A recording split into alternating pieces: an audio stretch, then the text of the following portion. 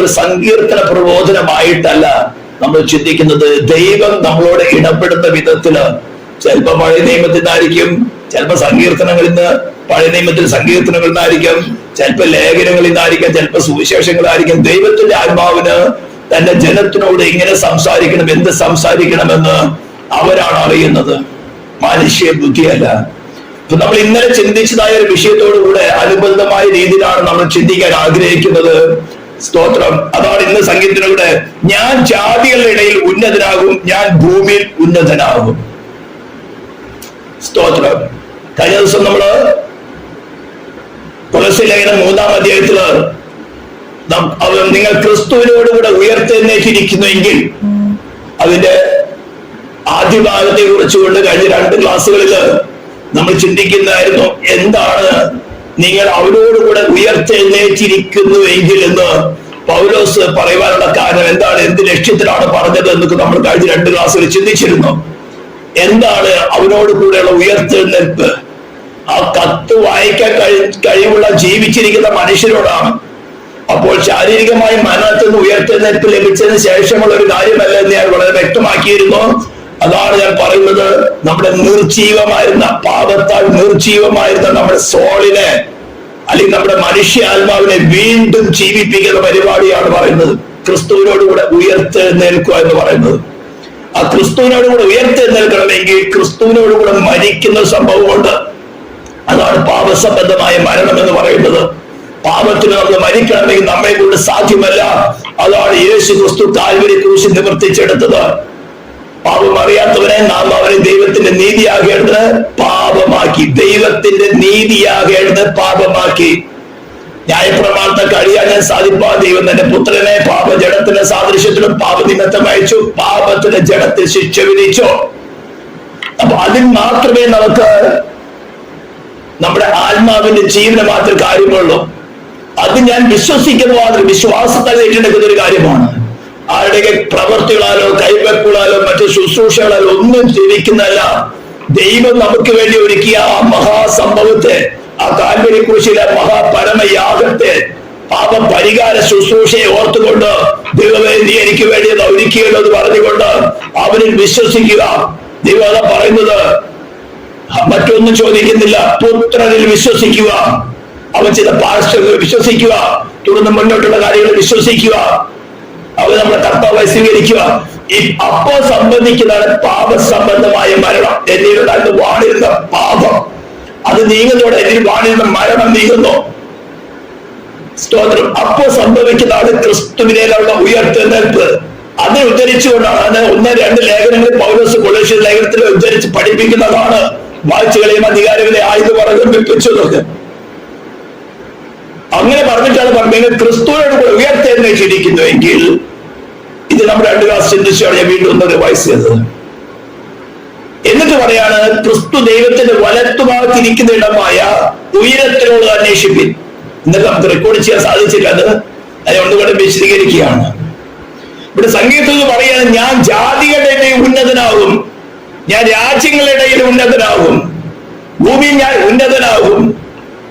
ഇത് അന്ന് ലിറ്ററലായിട്ട് ജാതികളുടെ ഉള്ളിലായിരുന്നെങ്കിൽ ഇന്ന് സ്പിരിച്വലായിട്ടാണ് പറയുന്നത്. ഇനി ശരിക്കും മനസ്സിലാക്കുന്നതിന് സിംഗറൈസ് ചെയ്യണമെങ്കിൽ അന്ന് ദൈവം ഇസ്രായേലിനെ ബേസ് ചെയ്തുകൊണ്ട് ഇസ്രായേലിന് എഗൈൻസ്റ്റ് ആയിട്ട് നിൽക്കുന്ന ജാതികളുടെ ഇടയിൽ ഉന്നതനായിക്കൊണ്ട് അവയെ താഴ്ത്തി കൊടുത്തുവെങ്കിൽ, ഇസ്രായേലിനെ ശരിയായ രീതിയിൽ ഭരിച്ചിരുന്ന രാജാക്കന്മാരുടെ മുമ്പില്, ന്യായാധിപന്മാരുടെ മുമ്പില് മറ്റു ജാതികളെ കീഴ്പ്പെടുത്തി കൊടുത്തുവെങ്കിൽ, പുതിയ നിയമസഭയ്ക്ക് അവന് നമ്മുടെ വലത്തുഭാഗത്തിരിക്കുന്ന ഇടമായി അന്വേഷിക്കുമ്പോൾ, ക്രിസ്തു ദൈവത്തിന്റെ വലതുഭാഗത്തിരിക്കുന്ന ഇടമായ ഉയരത്തിലൂടെ അന്വേഷിക്കുമ്പോൾ ആദ്യം ഇത് പറഞ്ഞിട്ട് വേണം മറ്റ് ഭൂമിയിലുള്ളതല്ല സ്വർഗത്തിലുള്ളത് തന്നെ എന്ന് പറയാൻ. ഇത് പഠിപ്പിക്കാതെ ഭൂമിയിലുള്ളതിനെ കുറിച്ചുകൊണ്ട് കുറെ പ്രസംഗങ്ങൾ പ്രസംഗിച്ചാൽ ആരുടെ ഹൃദയത്തിൽ അത് പോകില്ല. വെറുതെ കുറച്ചുണ്ടെങ്കിടാമെന്നുള്ളൂ, കേൾക്കുന്നവര് കുറെ സ്വതന്ത്രം എന്ന് കൈ ഉയർത്തുന്നുള്ളൂ. എന്താണ് ക്രിസ്തുവിനോട് കൂടെ ഉയർത്തെഴുന്നേൽപ്പ്? എന്താണ് ക്രിസ്തു ദൈവത്തിന്റെ വലതുഭാഗത്തിരിക്കുന്ന ഇടമായ ഉയരത്തിലുള്ള എന്താണ് എന്ന് ചിന്തിച്ചത് മനസ്സിലാക്കി അതിനോട് കൂടെ നിരന്നു കഴിഞ്ഞാൽ ഈ പറഞ്ഞ ഭൂമിയിലുള്ള കാര്യങ്ങളൊക്കെ തന്നെ പോകും. അല്ലാതെ പ്രസംഗിക്കുന്നതിന് പറയുന്നതാണ് ലീഗലിസം, മൊറാലിറ്റി, ഈ മൊറാലിറ്റി ലീഗലിസം പ്രസംഗിച്ചുകൊണ്ടുന്ന ഒരു സോളിനെ വീണ്ടെടുക്കുവാനോ ദൈവമായിട്ട് നിരപ്പിക്കുവാനോ സാധ്യമല്ല. അപ്പൊ ക്രിസ്തു ദൈവത്തിന്റെ വലത്തുഭാഗത്തിരിക്കുന്ന ഇടമായ ഉയരത്തില്, അവിടെ വലത്തുഭാഗത്തിരിക്കുന്ന ഇടം ഞാൻ ഇന്നലെ പറഞ്ഞു, 110 സങ്കീർത്തനം കൂടിയാണ് അത് വെളിപ്പെടുത്തിയത് ദാവീദിൽ കൂടെ. ഞാൻ നിന്റെ ശത്രുക്കളെ നിന്റെ പാദപീഠമാക്കോളം നീ എന്റെ വലത്തുഭാഗത്തിരിക്കുക. യഹൂദന്മാർ വളരെ കാത്തിരുന്ന മശിഹയുടെ ഒരു അധികാരമാണ്. അതേപോലെ ദാനിയേൽ പ്രവചനത്തിൽ പറഞ്ഞിരിക്കുന്നത് ആകാശ മേഘങ്ങളിൽ കൂടെ മനുഷ്യപുത്രനോട് സദൃശനായ ഒരു ആകാശ മേഘങ്ങളോട് കടന്നു വരുന്നത് കണ്ടോ. അവര് കാത്തിരുന്ന മശിഹയുടെ വലിയ രണ്ട് വെളിപ്പാടുകളാണ് അത്.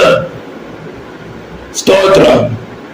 അതുകൊണ്ടാണ് കയ്യഫാന്റെ മുമ്പില് ആ മനുഷ്യപുത്രൻ അല്ലെങ്കിൽ ആകാശ മേഖലയോട് കടന്നു വരെ യാഹ്വേ താനാണെന്ന് പറഞ്ഞപ്പോൾ വസ്ത്രം കീഴാനുള്ള കാരണം.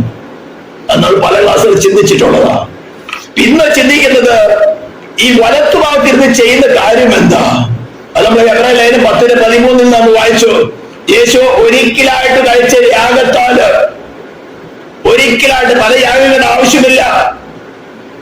അടിന്റെയോ കാളയുടെയോ ഒന്നിന്റെ യാഗം ദൈവം കണക്കെടുത്തില്ല. പാപപരിഹാരത്തിന് വേണ്ടി പാപത്തിന് ശിക്ഷ വഹിക്കുന്ന ഒരു മനുഷ്യൻ തന്നെ ആയിരിക്കണം. അതാണ് യേശു സംഭവിച്ചത്. മറ്റൊരു മതസ്ഥാപകന്മാരോ മറ്റൊരു ആരും തന്നെയും ഒരു സൃഷ്ടികൾക്ക് തന്നെയും പാപപരിഹാരമായി തീരുവാൻ സാധ്യമല്ല. അങ്ങനെ വലത്തുഭാഗത്തിരുന്നു കൊണ്ട് സകല ശത്രുക്കളും തന്നെ പാദപീഠമാകുവോളം കാത്തിരിക്കുന്നു. ഇവിടെയാണ് സഭയുടെ ഉത്തരവാദിത്വം മനസ്സിലാക്കേണ്ടത്. അവൻ തന്റെ പ്രവൃത്തികൾ നടത്തുന്നത് അവൻ തലയായിരിക്കുമ്പോൾ തന്റെ ശരീരമാണ് സഭയിൽ കൂടിയാണ് പ്രവൃത്തിയെ നടക്കിയെടുക്കുന്നത്. വളരെ വ്യക്തമാണത്. എല്ലാ വാഴ്ചയ്ക്കും അധികാരത്തിലും ശക്തിക്കും കർത്തൃത്വത്തിനും ഈ ലോകത്തിൽ മാത്രമല്ല വരുവാനുള്ളതിലും വിളിക്കപ്പെടുന്ന സകല നാമത്തിലും അത്യന്തം മീത് ഉയർത്തി സർവത്തിൽ തന്നെ താൽക്കിലാക്കി സർവത്തിനും മീത് തലയാക്കി സകലത്തെയും നിറയ്ക്കുന്നവന്റെ നിറവായിരിക്കുന്ന ശരീരമാണ് സഭയ്ക്കാണ് അധികാരമുള്ളത്. ആ സഭയുടെ ഉത്തരവാദിത്വമാണ്, സഭയുടെ ജോലിയാണ് സകല ശത്രുക്കളെ പാദപീഠമാക്കുക. അതിനാവശ്യമുള്ള എല്ലാ കാര്യങ്ങളും ആത്മീയമായിട്ട് ഭൗതികമായ ഫ്രീ ഗിഫ്റ്റ് ആയിട്ട് സഭ എന്ന് പറയുമ്പോൾ നാം ഓരോ വ്യക്തികളുമാണ്. ഞാൻ എവിടെ പോയി യുദ്ധം ചെയ്യും? എഫെസിലേത് കൺക്ലൂഡ് ചെയ്തതാണ്, ഒടുവിൽ കർത്താവിലും അവന്റെ അമിത ബലത്തിലും ആശ്രയിക്കുക. എന്നിട്ട് പറയും നമുക്ക് പോരാട്ടങ്ങളും ജനരക്തങ്ങളോടല്ല, വാഴ്ചകളോട്, അധികാരങ്ങളോട്, ഈ ലോകത്തിന്റെ അന്ധകാരത്തിൽ അധിപതികൾ, സ്വർഗ്ഗലോക ദുഷ്ടാത്മസേന, ഇവയെയാണ് നമുക്ക് കാൽക്കീഴെ കൊണ്ടുവരേണ്ടത്. അവരുമായിട്ട് കോംപ്രമൈസ് ചെയ്തിട്ടല്ല, അവരുമായിട്ട് സെപ്പറേഷൻ കീപ്പ് ചെയ്തിട്ട് അവരെ ഭരിക്കുന്ന വ്യക്തിയിൽ കൂടെ ഭരിക്കുന്ന ഭാഷശക്തികള്, ദേവന്മാരും ദേവികളെന്ന് പറഞ്ഞുകൊണ്ടോ പുണ്യവാളന്മാർ പുണ്യവാദികളെന്ന് പറഞ്ഞുകൊണ്ടോ അനേക കോടി കണക്കിലുണ്ട്. ദൈവങ്ങളെന്ന് പറഞ്ഞാൽ അതാണ് സ്വർഗ്ഗലോക ദുഷ്ടാത്മസേന. മരിച്ചുപോയ മനുഷ്യരുടെ രൂപത്തിലോ ഇതിഹാസങ്ങളുടെ രൂപത്തിലോ മിത്തോളജിയുടെ രൂപത്തിലോ അവിടെ ഇവിടേക്കായിട്ട് വെളിപ്പെട്ടുകൊണ്ട് അത്ഭുതങ്ങളും അടയാളങ്ങൾ നടത്തുന്ന ലൂസിഫറിനോടുകൂടെ വീണുപോയ ദുഷ്ടാത്മസേനയാണ് ഈ ആകാശ ശക്തികള്. അവയെ ആരാധിക്കുകയല്ല വേണ്ടത്, അവയെ കാൽക്കീഴാക്കി തരുന്നവരാണ് ദൈവം. അത് പറഞ്ഞ സംഗതി, ഞാൻ നിന്റെ ശത്രുക്കളെ നിന്റെ പാദപീഠമാക്കുവോളോ, ക്രിസ്തുവിന്റെ പാദപീഠമാക്കുവോളോ. അത് സഭയിൽ കൂടിയാണ് പ്രവർത്തിക്കുന്നത്. അതുകൊണ്ട് നമ്മൾ വ്യക്തിപരമായിട്ട് നമ്മുടെ കഴിവുകൾ കൊണ്ട്, സമ്പത്ത് കൊണ്ട്, ഇൻഫ്ലുവൻസ് കൊണ്ടോ ഒന്നുമല്ല കീഴ്പ്പെടുത്തുണ്ട്. ഉയരത്തിനുള്ള ശക്തി കൊണ്ട് അതിന് അല്പം പോലും വ്യതിചലിച്ചാൽ നമ്മൾ ശേഷാദി കിങ്ഡമായിട്ട് കോംപ്രമൈസ് ആയി പോവുകയാണ്. അപ്പൊ ഇതിനൊക്കെ അവിടെ കൃപാവരങ്ങളുണ്ടോ? ഇതൊന്നും കൃപാവരത്തിന്റെ ആവശ്യമല്ല, വിശ്വാസം. അതാണ് എഫേസ്യർ പറഞ്ഞിരിക്കുന്നത്, വിശ്വസിക്കുന്നവർക്ക് വേണ്ടി വ്യാപരിക്കുന്ന അവന്റെ ശക്തിയുടെ അളവറ്റ വലിപ്പം.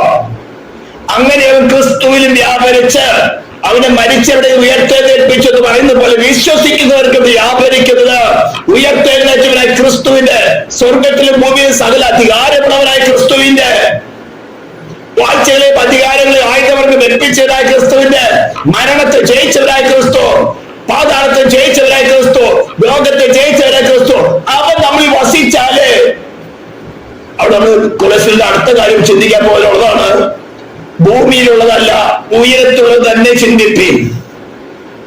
ഈ രണ്ട് സംഭവങ്ങൾ, അതായത് നിങ്ങൾ ക്രിസ്തുവിനോട് കൂടെ ഉയർത്തെഴുന്നേറ്റിരിക്കുന്നു എങ്കിൽ ദൈവത്തിന്റെ വലത്തുഭാഗത്തിരിക്കുന്ന ഇടമായ ഈ രണ്ട് കാര്യം ഒരു വിശ്വാസി സംഭവിച്ചാൽ പിന്നെ അവനോട് കിടന്ന് നീ ഭൂമിയിലുള്ളതല്ല ചിന്തിക്കേണ്ടത്, ഭൂമിയിലുള്ള ചിന്തിക്കേണ്ടത് പറയേണ്ട കാര്യമില്ല.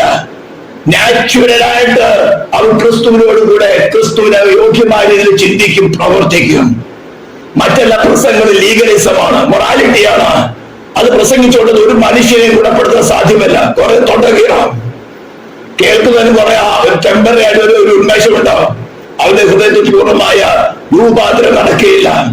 ദൈവത്തോടുകൂടെ പ്രവർത്തിപ്പാനുള്ള ആഗ്രഹം ഉണ്ടാവില്ല. നിങ്ങൾ ഒന്നും പൈസ മുടക്കേണ്ട, നിങ്ങളുടെ ഒന്നും മുടക്കേണ്ട, എല്ലാം ഫ്രീ ഗിഫ്റ്റായിട്ട് തരും. ഉയർത്തുന്ന ശക്തി ഏതാണെങ്കിൽ എപ്പോൾ എങ്ങനെ വേണോ, മരണത്തെ ചെയ്യിക്കാൻ വേണോ, ഭൂട്ടാന്റെ സേനയുടെ കാൽക്കീഴാക്കാൻ വേണോ, പാതാളത്തെ ചെയ്യുവാൻ വേണോ, ലോകത്തെ ചെയ്യുവാൻ വേണോ, അതിനോടുള്ള ആകർഷണം, നമ്മുടെ ഇൻഫ്ലുവൻസിന്, നമ്മുടെ സോളിന് അതിനോട് ആകർഷണം, അത് പല പല രീതിയിലായിരിക്കും. വരുമ്പോൾ ലോർഡ് ഇതിനെ ജയിച്ചവരെ നിന്റെ സാന്നിധ്യം എനിക്ക് ഇപ്പൊ വേണം, മന്ന എനിക്ക് വേണം, മന്ന.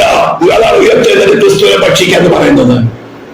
എന്നെ ഭക്ഷിക്കുന്നവൻ എന്തോരം ജീവിക്കും, മരിക്കല്ല ചെയ്യുന്നത്. ഞാനിത് പല പല ലാഘ്യതകളിൽ കൂടെ പല പല രീതിയിലൊക്കെ പ്രസംഗിച്ചിട്ടുണ്ട്. ആരും നശിച്ചു പോകാതെ വേണോ, രക്ഷ പ്രാപിക്കാതെ വേണ്ടി എല്ലാ രീതിയിലും പ്രസംഗിച്ചിട്ടുണ്ട്.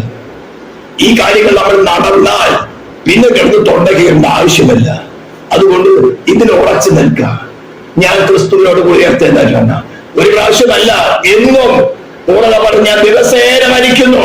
ദിവസേന നമ്മൾ സെൽഫ് മരിക്കുക, അതായത് നമ്മുടെ സെൽഫ് ഡിസയേഴ്സ് മരിക്കുക. നമ്മളെ കൊല്ലാത്തല്ല അർത്ഥം. ദൈവരാജ്യത്തിന് എന്താ വേണ്ടത്? എന്റെ സ്വന്തം ഇഷ്ടമല്ല ദൈവമേ, നിന്റെ ഇഷ്ടമല്ല നിറവേറണം. അതല്ലയോ പുത്രൻ അവസാന ഗസ്തോട് പറയുന്നത് എന്താ? കഴിയുമെങ്കിൽ പാലപാത്രങ്ങൾ നീക്കണമെങ്കിലും എന്റെ ഇഷ്ടമല്ല നിന്റെ ഇഷ്ടം നിറവേറട്ടെ. മാനവജാതിക്ക് വേണ്ടി പകരക്കാരനായി ആ മനുഷ്യന്റെ മേലുള്ള മാനവജാതിയുടെ മേലെ ദൈവക്രോധത്തിന്റെ പാലപാത്രം മുഴുവൻ കുടിക്കത്തക്ക വേണം. പിതാവ് അല്പസമയത്തേക്ക് പുത്രനെ കൈവിടുകയാണ്. ആ യാഗപ്പീഠ തീയുമായിട്ട് തന്റെ ജീവിതമാകുന്ന സൗരഭ്യവാസനയുമായിട്ടാണ് ഉയരത്തിലേക്ക് കയറിയിരിക്കുന്നത്. അതാ ദൈവം നോക്കുന്നത്. അതിൽ നീ വിശ്വസിക്കുന്നോ ഇല്ലയോ? അതിൽ നീ ആശ്രയിക്കുന്നോ ഇല്ലയോ? ആ പരമയാഗത്തെ നീ ആശ്രയിക്കുന്നില്ലയോ? നിന്റെ ആശ്രയം വേറെ വലുതിനാണോ?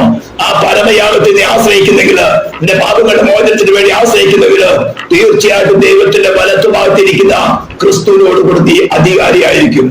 അവരുടെ സകലത്തിൽ നീ അവകാശിയായിരിക്കും. മറ്റൊരു മാർഗമില്ല. ഇതാണ് സുവിശേഷത്തിന്റെ ക്രീം എന്ന് പറയുന്നത്.